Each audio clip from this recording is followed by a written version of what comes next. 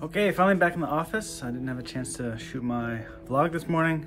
It's just a little hectic, but here I am. I'm doing it now, and I got a lot to do. I'm gonna read a lot because I got a lot of videos on my phone that need to be padded with a little bit of wisdom from some other people. So that's what I'm gonna do today. And then I got something else that needs to be done.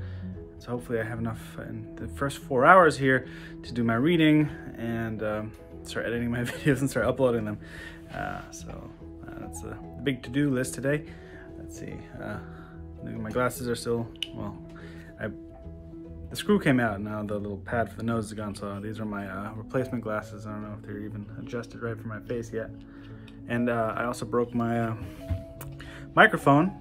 The little jack that goes into the phone broke off, so I gotta get a new one. So hopefully all this reading will actually still have good sound quality. Yeah, well, we'll see about that. Anyway, lots to do, no time to talk, so let's get right into some Rich Dad, Poor Dad, some steps to wisdom, and I still gotta do the Tom Morris presentation. So that's on my to-do list, so hopefully I have enough time for all that. Okay, Chapter 6. Step 6. And a beautiful orange glow. Pretend this is the firelight. Step 6, make disappointment your strength. Inside every disappointment lies a priceless gem of wisdom. When I left the Marine Corps, Rich Dad recommended that I get a job that taught me how to sell. He knew I was shy and that learning to sell was the last thing in the world I wanted to do. For 2 years, I was the worst salesman in my company. I could not sell a life preserver to a drowning man. My shyness was painful, not only for me, but also to the customers I was trying to sell to. For those 2 years, I was often on probation and always on the verge of being fired. I often blamed the company, the economy, the product I was trying to sell, or even the customers for my lack of success. But Rich Dad told me, when people are lame, they love to blame. He meant that the emotional pain from the disappointment is so strong that a person pushes the pain onto someone else through blame. In order to learn to sell, I had to face the pain of disappointment. But the process of learning to sell, I found a priceless lesson: how to turn disappointment into an asset rather than a liability. Whenever I meet people who are afraid to try something new, in most cases the reason lies in their fear of being disappointed. They are afraid they might make a mistake or get rejected. If you are ready to start your journey to the financial fast track, I offer you the same words of advice and encouragement that Rich Dad offered me when I was learning something new. Prepare to be disappointed. He meant this in a positive, not a negative sense. He believed if you're prepared for disappointment, you can turn that disappointment into an asset. Most people turn disappointment to a liability, a long-term one. You notice when they say, "I'll never do that again," or "I should have known that I would fail." Just as inside every problem lies an opportunity, inside every disappointment lies a priceless gem of wisdom. Whenever I hear someone say, "I'll never do that again," I know I'm listening to someone who has stopped learning. They are letting disappointment stop them. Disappointment has erected a protective wall around them instead of a foundation from which to grow. Rich Dad helped me learn how to deal with emotional disappointments. He would say, "The reason there are few self-made rich people is because few people can tolerate disappointment. Instead of learning to face disappointment, they spend their lives avoiding it." Rich Dad believed that disappointment is an important part of learning. Just as we learn from our mistakes, we gain character from our disappointments. The following are some words of advice he gave me over the years. Expect to be disappointed. Rich Dad often said, quote, "Only fools expect everything to go the way they want." Expecting to be disappointed does not mean being passive or a defeated loser. Expecting to be disappointed is a way of mentally and emotionally preparing yourself to be ready for a surprise that you may not want.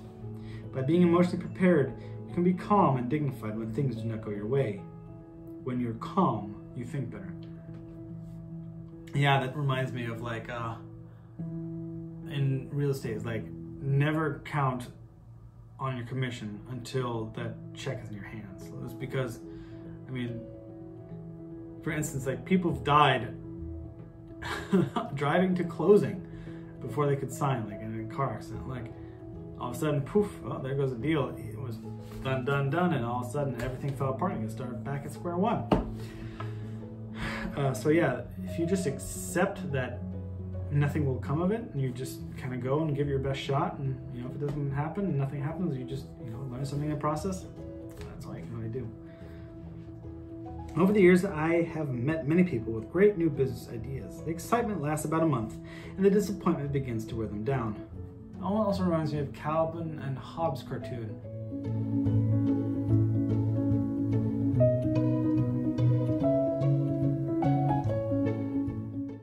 When he's talking about his grades, like if you set your expectation to be a C, and you're like a C student, nobody cares if you get a C.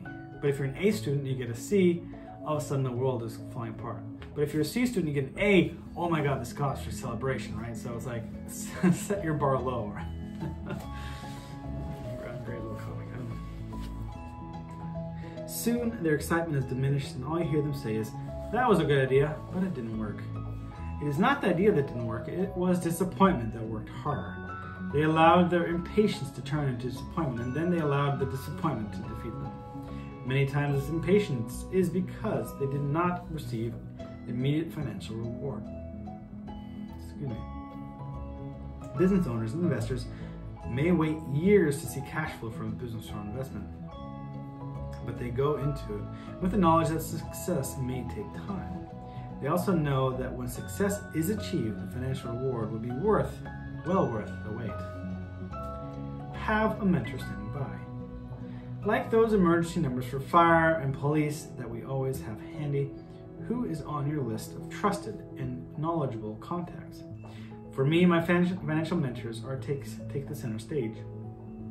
They're only a phone call away if I have a financial emergency. Often before I get into a deal or venture, I call one of my friends and explain what I'm doing and what I intend to accomplish. I always ask them to stand by in case I find myself in over my head, which is often. I was once negotiating for a large piece of real estate when a seller who was playing hardball and changing the terms at closing. He knew I wanted the property and he was doing his best to get more money from me at the last minute. Having a hot temper, my emotions went out of control, but instead of blowing the deal by yelling and shouting, which is a normal inclination, I simply asked if I could use the phone to call my partner. I talked to 3 of my friends who were standing by. After getting their advice on how to handle the situation, I calmed down and learned 3 new ways to negotiate that I hadn't known before. The deal never went through, but I still use those negotiation techniques today. Techniques I would have never learned if I had not tried to do the deal. That knowledge is priceless. If you're wanting to know about negotiation, look up Chris Voss. Great guy, Black Swan Group, how to negotiate. He also wrote Never Split the Difference, but he's got a lot of talks. Just watch those. The point is that we can never know everything beforehand, and we often only learn things when we need to learn them. That is why I recommend that you try new things and expect disappointment, but always have a mentor standing by to coach you through this experience. Many people never start projects simply because they don't have all the answers. You will never have all the answers, but begin anyway. One of my friends always says, many people will not head down the street until all the lights are green. That is why they don't go anywhere. Okay, next bullet point. Be kind to yourself. One of the most painful aspects about making a mistake or failing at something is not what other people say about us, but how hard we are on ourselves. Most people who make a mistake beat themselves up far more than anyone else would. I have found that people who are hard on themselves mentally and emotionally are often too cautious when it comes to taking risks, adopting new ideas, or attempting something new. It is hard to learn anything new if you punish yourself for your personal disappointments. Next point, tell the truth. One of the worst punishments I ever received as a child was the day I accidentally broke my sister's front tooth. Oh jeez. She ran home to tell my dad, and I had to hide. After my father found me, he was very angry. He scolded me. The reason I'm not punishing you isn't because you broke your sister's tooth, but because... okay. The reason I'm punishing you isn't because you broke your sister's tooth, but because you ran away. Financially, there have been many times I could have run from my mistakes, but running away is taking the easy way out. In short, we all make mistakes. We feel upset and disappointed when things don't go our way. The difference lies in how we process the disappointment. Rich Dad said that, quote, "The size of your success is measured by the strength of your desire, the size of your dream, and how you handle disappointment along the way." In the next few years, we will have financial challenges that will test our courage. As Bob Dylan sang, "The times they are a-changin'." The people who are in most control of their emotions, who do not let their emotions hold them back, and who have the emotional maturity to learn new financial skills will flourish in the years ahead.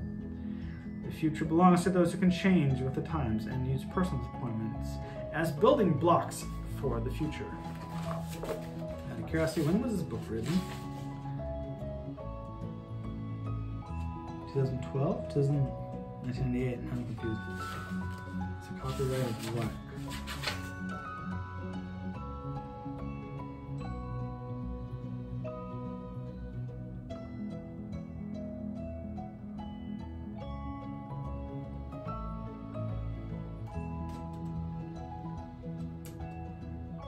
First edition, 1998, so I guess, yeah, it was, oh wow, okay, yeah.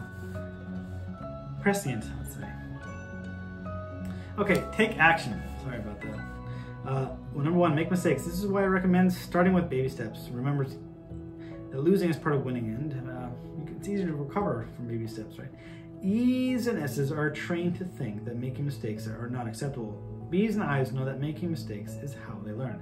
If you remember from a Rich Dad Poor Dad reading, school teaches us not to make mistakes. So forget everything you've ever learned. It's probably already done, but it's more of the psychology of the thing than the actual facts. 2, start small. If you find an investment you want to invest in, put a little money down. It's amazing how quickly your intelligence goes down when you have money on the line. Don't bet the ranch, your mortgage payment, or your retirement. Simply put a little money down, pay attention, and learn. The key is to take action. Reading, watching, listening are all crucial to education, but you must also start doing. Make offers on small real estate deals that will generate positive cash flow. Join a network marketing company and learn about it from the inside. Invest in stock after researching the company. Seek advice from your mentor, financial, or your tax advisor if you need it. As Nike says, just do it.